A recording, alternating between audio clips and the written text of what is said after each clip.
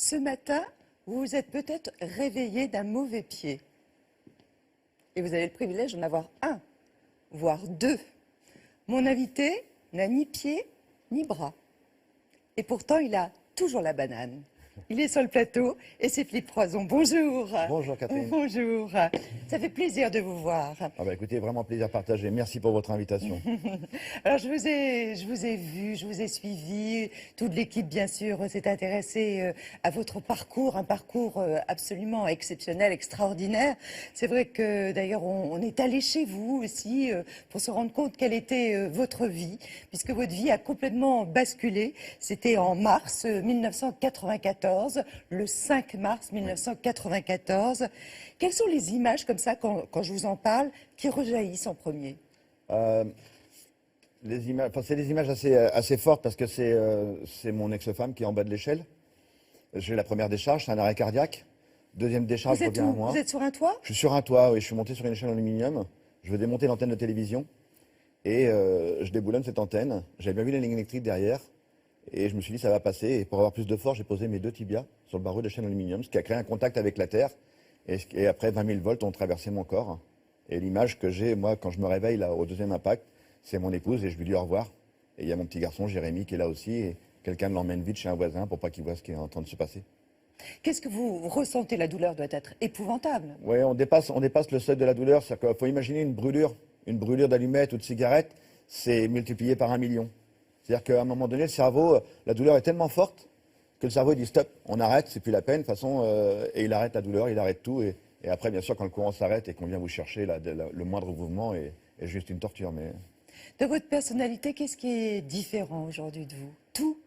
Oui, parce qu'il y a un parcours de vie. Enfin, il a fallu du temps pour que je sorte de là, mais Qui vous le étiez? personnage d'avant. Qui étiez-vous justement avant? Avant, j'étais Philippe Croizon, ouvrier métallurgiste, papa d'un petit garçon et qui attendait un petit bébé, Grégory, qui est né 2 mois après l'accident, avec un projet de vie, une construction de maison, enfin voilà. Vous étiez un mec sympa? On va dire que j'étais plutôt jovial. À chaque fois qu'il y avait un mariage dans la famille, on me demandait d'être le garçon d'honneur. Ah, le bout en train, quoi. Ouais, le petit bout en train. Ouais. Ouais. Vous êtes né à Châtellerault, à la veille de mai 68, en mars. Hein. Oui. Qu'est-ce qu'ils faisaient, vos parents? Ma maman travaillait, elle était ouvrière, mais j'allais dire ouvrière métallurgiste, non, ça c'était à pas. vous? Maman était ouvrière, travaillait chez Aigle, elle fabriquait des bottes. Et mon père était brocanteur. Alors, ils ont célébré leurs noces, non? Leurs noces d'or? Oui, les 50 ans de mariage, il y a pas très longtemps. On les salue oui. parce que je suis sûre qu'ils sont en train de regarder. Oui, puis mes parents surtout m'ont offert une chose importante, ils m'ont offert mon autonomie. Donc mon père, quand j'ai eu l'accident, a créé une association, l'association Handicap 2000, pour que je manque de rien. Je suis une personne handicapée qui a eu énormément de chance parce que j'ai une famille, des amis qui m'ont toujours épaulé, qui m'ont toujours soutenu. Et surtout, vous ils ont vivez permis. dans un certain confort. Oui, j'ai une autonomie, j'ai une salle de bain adaptée, j'ai un véhicule adapté. Enfin voilà, j'ai cette chance-là, c'est pas la chance de toutes les personnes handicapées malheureusement aujourd'hui, quoi. Ce matin, vous êtes venu avec des jambes? Oui, je me déplace souvent avec mes prothèses de jambes. Les prothèses de bras, j'ai abandonné. Je sais pas trop quoi en faire. Enfin, j'étais plutôt encombré avec. Quelle était votre ambition avant l'accident? Mon ambition avant l'accident, progresser au sein de l'entreprise où j'étais, avoir un petit plan de carrière. C'est-à-dire que quand je suis arrivé dans l'entreprise, les fonderies du Poitou, j'ai repris mes études. J'ai pas été un bon élève. Donc quand je suis arrivé dans ce milieu-là, je dis mais je vais pas rester là toute ma vie. Enfin, donc j'ai repris mes études. Et quand j'ai eu mon diplôme, j'ai eu l'accident. Donc ça veut dire qu'il fallait tout recommencer encore une nouvelle fois, recommencer une nouvelle vie. Et donc voilà, mais ce côté battant toujours un petit peu, ouais. La place du sport, elle avait un rôle important Dans ma vie? Ouais, le sport, non, avant. Zéro. Rien. Non, rien. Jusque l'âge de Vous 40 ans. regardiez le sport sur un canapé. Voilà, j'étais le vrai sportif canapé. Hein, la boisson gazeuse, le paquet de chips, et on engueule les joueurs de foot à la télé, quoi. Le vrai sportif. Et après, oui, à 40 ans, j'ai décidé de vouloir traverser la Manche, oui. Oui. On vous explique tout. Regardez ce parcours extraordinaire. Il nous a raconté ce matin par Julie de Mareuil. Ma devise, c'est tout est possible. Doté d'une volonté hors du commun, cet homme a le don de rendre possible l'impossible. Voici le roi du monde! A commencer par survivre miraculeusement à un tragique accident. Après avoir reçu une décharge de 20 000 volts, il est amputé des 4 membres. Il ne pense qu'à en finir, mais il y a ses 2 garçons. Pour eux, il décide de vivre. Je lui dis écoute, t'es comme ça reviendra pas, faut foncer. Et foncer pour Philippe Croizon, c'est se lancer à corps perdu dans d'extraordinaires aventures.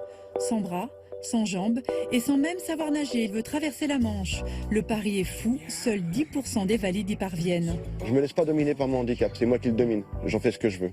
À force de détermination et 2 ans d'entraînement intensif, il réalise son rêve et parcourt les 33 km en moins de 14 heures. On en a chié pendant 2 ans, mais comme c'est pas possible, je pouvais pas louper ça, quoi. Comme rien ne l'arrête, dans la foulée, il émet l'idée folle de rallier les 5 continents à la nage avec son ami Arnaud Chassery. Au-delà de l'exploit sportif, le message est humaniste. Un nageur valide, un nageur handicapé, on prouve qu'on est tous pareils, il n'y a pas de différence, que ce soit la religion, la politique, la couleur de peau ou le handicap, on est tous sur la même planète. Un symbole de réussite qui contribue à changer le regard de la société sur le handicap, l'aventurier est fait chevalier de la Légion d'honneur. Et pour pousser encore plus loin les limites, il rêve de disputer le Dakar, un rêve inaccessible, pas pour lui. Comme à chaque fois, c'est juste montrer que tout est possible. Un bolide de 340 chevaux est spécialement aménagé. Sur mon bras droit, j'ai l'accélération, le freinage et la direction. Un quadri amputé qui se mesure au rallye le plus difficile et éprouvant du monde, ça donne quoi? C'était super dur. Oui, mais mission accomplie. Vous finissez 49e. Encore une preuve que pour vous, Philippe, rien n'est impossible. Une sacrée leçon de vie. Une sacrée leçon de vie avec cette décoration qui est là sur votre veste, parce que vous en êtes évidemment fier de cette Légion d'honneur. Fier pour moi et waouh. Bon, je suis quelqu'un de très émotif. C'est aussi, des fois c'est bien, des fois c'est un peu compliqué. Vous diriez que vous l'êtes devenu? Non, j'ai toujours depuis tout petit. Franchement, depuis tout petit, j'étais quelqu'un de très très émotif. Mais cette Légion d'honneur, ouais, j'en suis fier pour moi et fier pour ma famille, ouais. Pour mes parents et ainsi de suite. Enfin, c'est quelque chose de. Quand on m'a dit que j'allais recevoir la Légion d'honneur, que j'avais représenté la France après la traversée de la Manche, moi j'étais heureux. Ouais. À la suite de votre accident, vous êtes resté entre la vie et la mort durant 3 mois. Hein. Oui. En vous réveillant, vous avez vu que votre corps était amputé, d'autant qu'il a été amputé, je pense, progressivement. Exactement, jour après jour. Enfin, moi je dormais, c'est à mes parents que revenait la décision de dire un jour on est désolé, on ne peut pas sauver le bras droit, et quelques jours plus tard on leur dit le bras gauche, et quelques semaines plus tard on dit la jambe droite, et quand je me réveille, il me reste la jambe gauche. Et effectivement, je pleure, je crie, je hurle, mais il reste cette jambe, je dis ils vont me la sauver. Et quelques jours plus tard, une délégation de médecins arrive et il m'explique que malheureusement la moelle osseuse est brûlée et qu'on ne peut pas sauver ma dernière jambe et qu'ils vont l'enlever. Et là, oui, je tombe, je demande pardon. Je demande pardon à la mort. Je lui dis, j'ai lutté contre toi le jour de l'accident, mais quelle va être ma place aujourd'hui? Est-ce que je vais exister au sein de ma famille? Est-ce que je vais exister au sein de la société? Enfin, est-ce que je peux vraiment encore exister sans bras et sans jambes? Et après, il y a un long parcours qui se met en place. La famille qui vient derrière la vitre stérile pour essayer de vous ramener à la vie. Ma grand-mère a tenté sa chance, ça n'a pas fonctionné. Mon père, mon frère, tout le monde, et c'est un oncle de mon ex-femme qui vient me voir et qui me dit, écoute, j'ai perdu mon papa très jeune, toi t'es encore là. Il y a Jérémy, ton petit garçon qui t'attend, et surtout il y a Grégory, parce que mon petit bébé est né 2 mois après l'accident, quand je me suis réveillé. Et on est arrivés pratiquement tous les deux en même temps. Et il me dit, ça serait bien que tu sois là pour guider tes 2 petits garçons sur le chemin de la vie. Et là, ça m'a réveillé, un nouveau coup de jus cette fois-ci, mais virtuel, mais je dis, ouais, je vais décider de vivre pour mes 2 petits gars et aussi pour moi. Autre, évidemment, douleur et traumatisme, votre première femme, donc Muriel, elle vous a quitté 7 ans après l'accident. Est-ce que vous l'avez compris? Oui, parce qu'elle a tenu le coup pendant 7 ans. Parce que je l'explique dans mon livre, excusez-moi ce que je vais dire, hein, mais c'est ma phase gros con. C'est ma phase où c'est moi qui ai eu l'accident. Tout m'est dû. J'ai pas encore compris la douleur de mes proches, j'ai pas encore compris de tous ceux qui m'entouraient, qui étaient là en train de m'aider. Je les faisais souffrir à mon tour, parce que c'était moi qui ai eu l'accident. Et surtout, je me suis renfermé sur moi-même. C'est-à-dire que j'ai fait pendant 7 ans lit, canapé, canapé, lit. J'avais peur de mon handicap et surtout j'avais honte. Je ne savais pas comment affronter le monde extérieur. Et donc je me suis renfermé sur moi-même. Et pendant 7 ans, ça a été ma phase, s'il te plaît, apporte-moi un verre d'eau. Je voudrais faire pipi. Bien, viens, apportez-moi à manger. Mais non, mais on va manger en famille. Mais non, mais pendant 2 ans, j'ai regardé la télé dans ma chambre d'hôpital. Donc là, je regarde la télé aussi. Voilà, j'étais vraiment quelqu'un de pas très cool pendant ces 7 ans. Et aujourd'hui, vous êtes en bon terme? Aujourd'hui, j'ai accepté mon nouveau schéma corporel, j'ai accepté ma nouvelle vie, et il a fallu du temps. Et en bon terme avec elle? Avec elle, oui, bien sûr. Oui, quand on s'est séparés, il a fallu du temps, et après, les enfants, c'était open bar. Ils allaient soit chez papa, soit chez maman. Vous dites que les amputés en face passent par 4 phases, le déni, la colère, l'acceptation et le deuil. Quelle est l'étape la plus... La dépression, on peut rajouter aussi. La dépression? La dépression aussi, oui. Au tout début, quand vous êtes sorti de l'hôpital, il y avait beaucoup de monde, évidemment, pour vous accueillir. Oui. Bravo, félicitations. Et puis, peu à peu, c'est de plus en plus épars. Mais c'est normal, tout le monde reprend sa vie. Tout le monde a sa propre existence, tout le monde a ses enfants, a son travail. Effectivement, on va le voir, Philippe, mais quand quelqu'un est comme moi, enfin, à cette époque-là, on va dire un peu dépressif, un peu dans le trou et qui n'accepte pas trop les visites. Et bah, ok, on va le voir une fois, 2 fois, 3 fois, et après tout le monde se protège aussi. Hein. Et ça devient une corvée. Mais ça devient une corvée, ouais. Donc, malgré que j'ai quand même gardé ce sourire après qui est revenu, et j'ai essayé de blaguer à partir du moment où j'ai décidé de vivre, la blague a pris le dessus. Alors, obsession après du challenge, hein, du pari, du défi, une résilience en fait. Qu'est-ce qui vous motive? C'est quoi? C'est l'exploit? C'est la performance? C'est l'inédit? C'est l'envie. Juste l'envie au début de la traversée de la Manche. Enfin, je l'avais vu sur mon lit d'hôpital. Je vois une jeune fille quand je me réveille et que je décide de vivre pour mes 2 petits gars et pour moi, pour passer le temps, un vendredi soir, je regarde Thalassa et je vois une jeune fille qui traverse la Manche à la nage. Je ne connais pas encore le phénomène du dépassement de soi. Je n'ai pas encore été en centre de rééducation. Et je regarde la télé et je pense qu'à ce moment-là, j'ai juste oublié, rien qu'en regardant les images, que j'étais devenu une personne handicapée. Et je regarde cette fille qui se bat contre les éléments et son équipe qui l'encourage. Allez Marion, tu vas y arriver, nage, nage. Et moi, dans ma tête, je dis, waouh, pourquoi pas moi un jour? Mais ça aurait pu être l'Everest. Ça aurait pu être mais d'ailleurs, c'est l'Everest de la natation, la Manche. Et donc, mais j'ai regardé la Manche et 10 ans plus tard, on commence les entraînements. Donc, c'était rentré dans ma tête. Des fois, j'en parlais à ma famille, à mes amis, mais tout le monde me disait, oui, tu vas te calmer, t'as pas de bras, pas de jambes, tu vas pas traverser. Mais non, une fois, je l'avais dit à mon père, on regardait, j'étais à Noirmoutier, on regardait l'île du Pilier au large, et je disais, hey, papa, j'étais dans mon fauteuil électrique, je dis, papa, peut-être qu'un jour je traverserai la Manche à la nage. Et mon père, il m'a pas répondu cette journée-là. Mais j'ai vu dans ses yeux, il a dit, oh zut, il a pas que les bras et les jambes qu'on cramait, lui. Il a dû y avoir un court-circuit là-haut, qu'est-ce qu'il est en train de me dire? Il veut traverser la Manche à la nage, mais n'importe quoi. Et vous réussissez en 13h23, hein, c'est ça, pour 13h, plus de 26 minutes, ouais, 23, 26, voilà, ça dépend les pour 38 km. Exactement, exactement. Après, vous reliez à la nage les 5 continents. Alors ça, c'est aussi un truc fabuleux. D'ailleurs, il y a un documentaire hein, sur cette performance. Mais vous avouez que vous ne pourriez pas refaire ce défi. Non, parce que la nage, c'est un sacerdoce. Enfin, je suis parti de zéro, j'avais 40 ans, j'étais gras comme un petit lardon, je faisais 15 kilos de plus qu'aujourd'hui. Et j'ai monté une équipe. Et dans cette équipe-là, il y avait mon entraîneur, Valérie Carbonel, il y avait mon kiné, il y avait mon préparateur physique, il y avait Arnaud Chassery, Jacques Tusset, de nageurs olympiques français. Voilà, Arnaud, avec qui j'ai relié les 5 continents après. Voilà, et je suis arrivé devant eux, je dis voilà, transformez-moi. C'est vous les professionnels. Moi, j'ai une idée, je veux traverser la Manche. Je ne sais pas nager. Transformez-moi. Et en 2 ans de temps, après 4000 km de natation en 2 ans, on a traversé la Manche le 18 septembre. Je dis toujours on parce que le jeu n'existe pas. C'est ça, c'est du collectif. Toujours, toujours. Ensuite, le Paris-Dakar. Et alors là, c'est très très proche. Alors vous avez encore les sensations, j'imagine, hein, dans vos têtes. Est-ce que ça procure plus de plaisir encore que les 2 autres défis? C'est différent. C'est totalement différent. Je dirais que la Manche et les 5 continents, j'avais une chose à faire, nager. Ce que j'ai appris à faire en 2 ans et après 2 ans de plus pour les 5 continents. Mettre mon rythme cardiaque. Là, le Dakar, c'est la chaleur, l'humidité, l'altitude et surtout la concentration. Une concentration permanente pendant 10 heures, 15 heures. Pendant que je pilotais pendant 15 heures, il fallait que je reste concentré sur la piste. Et ça, c'était une des choses qui était très très dure. Franchement, c'est tous les jours, on avançait jour après jour et après heure. D'autant, si j'ai bien compris, la chaleur, en fait, Philippe, a une incidence particulière sur votre corps. Oui, parce que mon système, ma climatisation fonctionne mal. Voilà, vu que j'étais amputé les 4 membres, j'ai subi une forte chaleur. Maintenant, dès qu'il y a une chaleur, ma clim se met en route, donc je me mets à transpirer fortement, et il n'y a pas de régulation. Donc le 2e jour, on le voit là sur les images, le 2e jour du rallye du Dakar, il fait 66 degrés dans la voiture, je suis pas bien, on m'arrose d'eau et ainsi de suite, et au 2e CP, il y a un camion frigo qui est là pour des bouteilles d'eau pour les motards, et les médecins et l'équipe décident de me mettre pendant 45 minutes dans le camion frigo pour me refroidir. Donc, Et néanmoins, vous n'êtes pas du tout arrivé dernier, puisque vous êtes arrivé 48e sur 57 concurrents. Oui, il y avait 80 concurrents. Ah, 80. Il y avait 57 à l'arrivée, 57 à la fin, oui, puis nous on finit 48e. Donc, une fois intense. Avec des valides derrière. Oh là là, oui, puis alors surtout, on était en panne tous les jours. Tous les jours, on avait une galère sur la voiture. C'est pour ça que des fois, on rentrait à 1h30. Le pire, on est rentré à 4h30 du matin. Et on repartait à 8h pour refaire une spéciale de 700 km.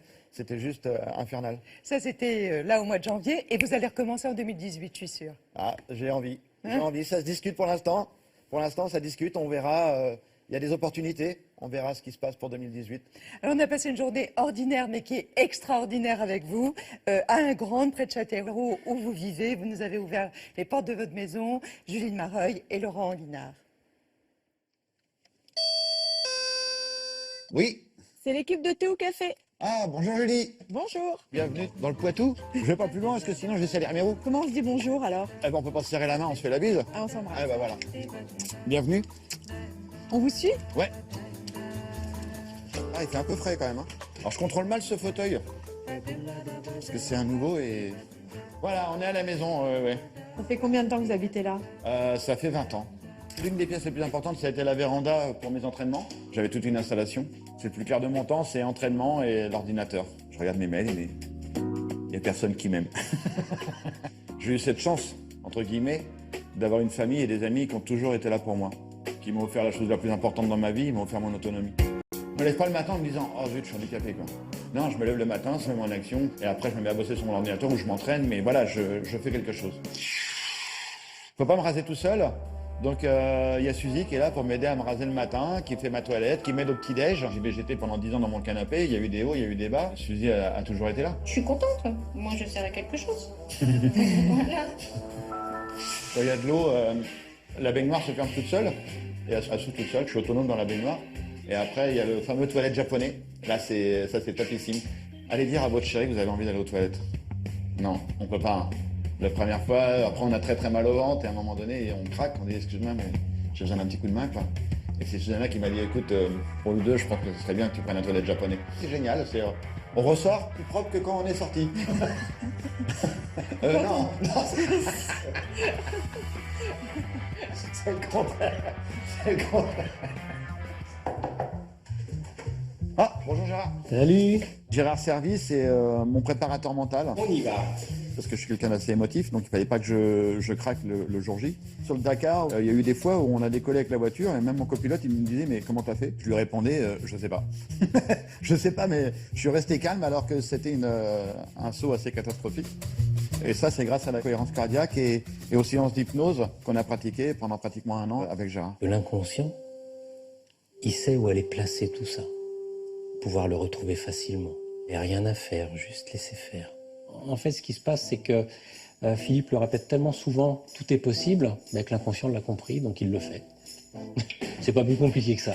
Bah merci Gérard. Eh ben écoute, à la prochaine. Ouais, maintenant je m'en vais à l'école voir les enfants. J'ai abandonné le fauteuil là, j'ai mis les prothèses. J'aime bien quand je fais des conférences et ainsi de suite d'être debout. Puis devant les enfants, je pense que c'est un peu moins choquant, un peu moins violent. En avant. Au début, je pouvais pas sortir sans mes prothèses de bras pour le regard des autres. Et aujourd'hui, je vis mieux sans. J'ai accepté mon nouveau schéma corporel, il est comme ça, donc et j'ai accepté le regard des autres maintenant. Donc pour moi, tout va bien. Je conduis tout seul, ouais. Je suis 100% autonome avec ma voiture. Là. On va aller voir les enfants de ma commune pour leur expliquer un petit peu tout ce qu'on a vécu. J'adore être avec les enfants, c'est autant quand je fais des entreprises, je dépense mon énergie. Et quand je suis avec les gosses, je prends leur énergie. C'est vraiment quelque chose de très très fort. Bon, ça me fait super plaisir de venir vous voir. Et vous, ça vous fait plaisir aussi? Oui. Je ne savais pas comment affronter le regard des gens. J'avais peur de mon handicap. Et je quittais mon lit, j'allais dans mon canapé, je regardais la télévision. Et après, au bout de quelques années, j'ai dit mais ça suffit maintenant. Tu vas quand même pas rester chez toi tout seul. Et surtout, j'ai rencontré Susanna, ma chérie. Mon but, c'est d'enlever les peurs sur le handicap. Ils vont rentrer à la maison, ils vont parler avec leurs parents. Le sujet de ce soir à table, ça va être on a rencontré une personne handicapée à l'école. Pendant une semaine ou un mois, ils vont en parler à tout le monde et ils vont contribuer à ce changement de regard. Ah ouais,